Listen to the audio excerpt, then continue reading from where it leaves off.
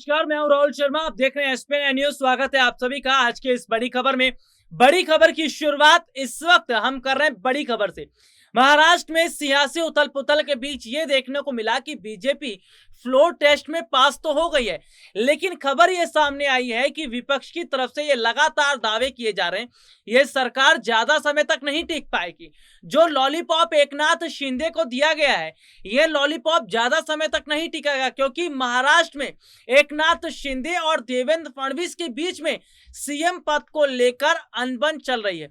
हालांकि बीजेपी के बड़े नेताओं के कहने पर देवेंद्र फडणवीस ने उप मुख्यमंत्री का पद यानी कि डिप्टी सीएम का पद तो स्वीकार कर लिया, लेकिन 2.5 साल के बाद क्या 2.5 साल के बाद क्या मौका मिलेगा एकनाथ शिंदे को आगे सीएम पद पर बने रहने का, या उससे पहले देवेंद्र फडणवीस एकनाथ शिंदे के खिलाफ बगावत कर देंगे, बीजेपी के खिलाफ बगावत कर देंगे। दरअसल सीधे तौर पर देखा जा रहा है अगर एकनाथ शिंदे 2.5 साल के बाद भी सीएम पद पर बने नहीं रहते हैं तो समझ लीजिएगा कि वाकई वो बगावत कर सकते हैं।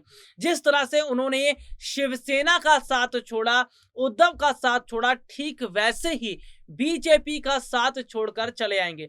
दरअसल इस तरह की बातें कही जा रही है कि एकनाथ शिंदे और बाकी विधायकों पर भरोसा भी नहीं किया जा सकता, क्योंकि जो विधायक 50-50 करोड़ के लालच में आकर एक पार्टी का साथ छोड़ सकते हैं, जो एकनाथ शिंदे एक पद के लालच के लिए शिवसेना का साथ छोड़ सकते हैं, उद्धव का साथ छोड़ सकते हैं, गारंटी क्या है कि अगर बीजेपी में वो चीज उन्हें नहीं मिलती है या वो सम्मान उन्हें नहीं मिलता या वो पद नहीं मिलता है तो वो बीजेपी का साथ छोड़कर दूसरी तरफ नहीं आएंगे। तो सीधे तौर पर हम क्या देख रहे हैं कि अभी विपक्ष ने हार मानी नहीं है। विपक्ष की तरफ से भी लगातार कोशिशें जारी हैं और विपक्ष लगातार जिस तरह की कोशिशें कर रहा है वो सीधे तौर पर माना जा रहा है कि विपक्ष भी लगातार वही फार्मूला अपना सकता है। हालांकि देखा जा रहा है कि विपक्ष की जो गोलियां हैं उन्होंने कच्ची गोलियां नहीं खेली है।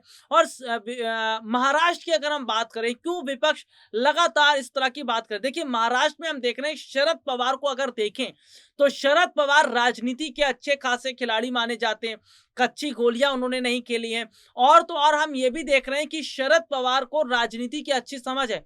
शरद पवार ने ही बहुत सोच समझकर उद्धव को मुख्यमंत्री बनाया था। तो ऐसे में हम देख रहे हैं कि शरद पवार इस बात को समझ रहे हैं कि कैसे एकनाथ शिंदे और अन्य विधायकों को अपने साथ लाना। हालांकि बीजेपी की नजर बनी रहेगी और बीजेपी महाराष्ट्र में पल पल का अपडेट देखती रहेगी। तो फिलहाल ये देखा जा रहा है कि बीजेपी से पंगा लेना विपक्ष को महंगा तो पड़ गया, लेकिन बीजेपी भी बहुत फूंक फूंक के कदम रख रही है। तो फिलहाल कि अगर हम बात करें तो बहुत बड़े हद तक ये देखा जा रहा है, बहुत बड़े हद तक इस तरह की चीजें समझ में आ रही कि कहीं ना कहीं मौजूदा समय के हालात या मौजूदा समय की स्थिति वो सीधे तौर पर यह बता रही है कि आने वाले समय में सबसे बड़ा जो नुकसान है, जी हाँ, किसको, वो बीजेपी को हो सकता है अगर एकनाथ शिंदे ने बीजेपी के साथ बगावत करके शिवसेना का दामन थाम लिया।